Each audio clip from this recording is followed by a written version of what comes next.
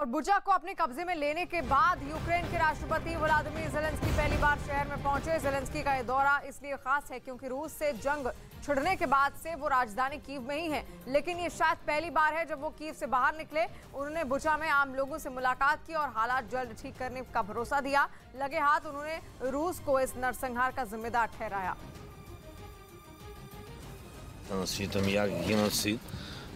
Те, що ви сьогодні тут знаходитесь і бачите, що відбулось. Ми знаємо тисячі людей вбитих і закатованих з відрубаними кінцівками, зґвалтовані жінки, вбиті діти. Я думаю, що це більше, ніж... उधर यूक्रेन के एनरहोदार शहर में भीषण गोलाबारी हुई, जिससे वहां अफरा तफरी मच गई। बताया गया कि वहां बड़ी संख्या में लोग एक रैली के लिए जमा हुए थे, लेकिन तभी अचानक गोलाबारी शुरू हो गई और वो पूरा इलाका गोलियों की तड़तड़ाहट से गूंज उठा। दावा है कि रैली में शामिल इन लोगों को रूसी सेना ने अपना निशाना बनाया, जिन पर ग्रेनेड और मशीन गन से हमला किया गया।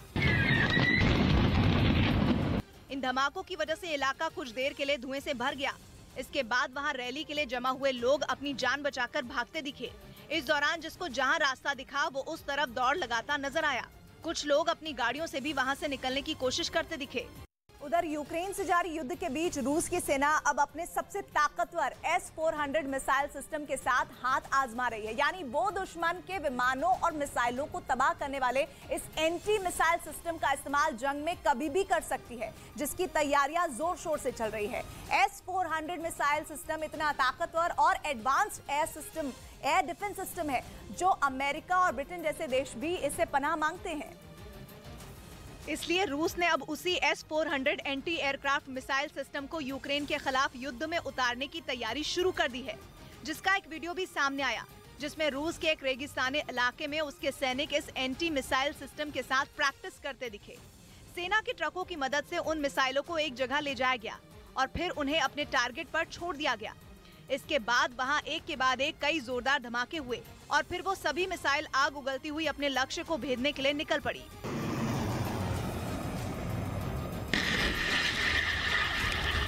रूस के आस्त्रखिन में हुई इस ड्रिल में करीब 1000 रूसी सैनिकों ने हिस्सा लिया।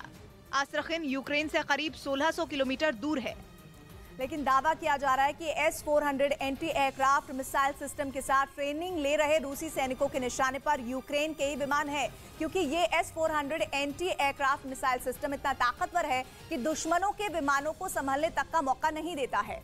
और इसमें लगी मिसाइल जमीन से 30 किलोमीटर की ऊंचाई पर उड़ते दुश्मन के हवाई जहाज, drone, fighter jet, cruise missile और बैलिस्टिक मिसाइल तक को गिरा सकती है। इतना ही नहीं, इसकी रेंज 400 किलोमीटर तक है। मतलब कि रूस का S-400 मिसाइल सिस्टम 400 किलोमीटर की दूरी तक दुश्मन के विमान को ढेर कर सकता है। और तो और वो इसमें लगे 12 लॉन्चरों की मदद से एक साथ 80 टारगेट पर निशाना साध सकता है। इसका रडार इतना दमदार है कि वो अपने टारगेट को तुरंत भांप लेता है और उसकी बिल्कुल सटीक लोकेशन का पता लगा लेता है। वहीं यूक्रेन के राष्ट्रपति व्लादिमीर ज़ेलेंस्की ने नरसंहार के बाद बुचा शहर का दौरा किया और ये शहर राजधानी कीव के नजदीक है और कीव को हथियाने के लिए रूस ने इस शहर पर 26 फरवरी यानी कि हमले के तीसरे दिन कब्जा जमा लिया था, लेकिन इसके बाद भी पुतिन की सेना कीव में दाखिल नहीं हो पाई। और जब लाख कोशिशों के बाद भी रूस के हाथ कुछ नहीं लगा तो उसकी सेना बुचा से पीछे हट गई। लेकिन आरोप है कि जाते जाते रूसी सेना ने वहां ऐसी बर्बरता की जिसने पूरी दुनिया को दहला दिया। रूस की सेना के जाने के बाद शहर में सैकड़ों लोगों के शव सड़कों और गलियों में पाए गए। सभी की गोली मारकर हत्या की गई थी। कुछ लोगों के हाथ पैर तक बंधे थे। देखने से ऐसा लगा जैसे उनको मारने से पहले बंधक बनाया गया हो।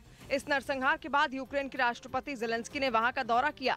जो तस्वीरें आई उनमें ज़ेलेंस्की कुछ सैनिकों के साथ खंडहर में तब्दील हो चुके शहर का मुआयना करते दिखे। जले हुए रूसी सेना के टैंक और जली हुई गाड़ियों से पूरा शहर पटा नजर आया। मिसाइल हमले की वजह से ज्यादातर मकानों का नामो निशान मिट चुका था और जो बचे थे वो रहने लायक नहीं थे। Европейского Союза, многих стран. Вот я считаю, что им нужно приехать и посмотреть. तबाह हो चुके शहर का दौरा करने के बाद ज़ेलेंस्की ने जंग के बीच अपनी जान बचाने में कामयाब रहे नागरिकों से मुलाकात की और उनका हालचाल जाना। इस दौरान कुछ महिलाएं उनकी तस्वीरें खींचती नजर आई। बाद में ज़ेलेंस्की ने शहर के मेयर को भी सम्मानित किया।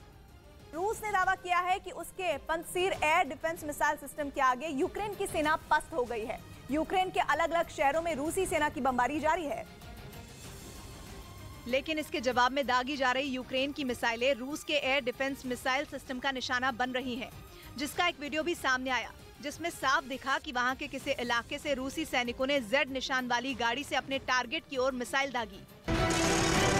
इस सिस्टम के जरिए न केवल जमीन से हवा में मार करने वाली मिसाइल, बल्कि जमीन से जमीन पर मार करने वाली मिसाइल भी दागी जा सकती हैं। यानी हेलीकॉप्टर और टैंक दोनों को तबाह किया जा सकता है। बताया गया कि इसका रडार इतना ताकतवर है कि दूर से ही दुश्मन के हमले को भांपकर उसे नेस्तो नाबूद कर देता है। ये डिफेंस सिस्टम देखने में छोटा जरूर है, लेकिन दुश्मन के विमान हो, ड्रोन हो या फिर मिसाइलें, इसके सटीक निशाने से कोई नहीं बच पाता।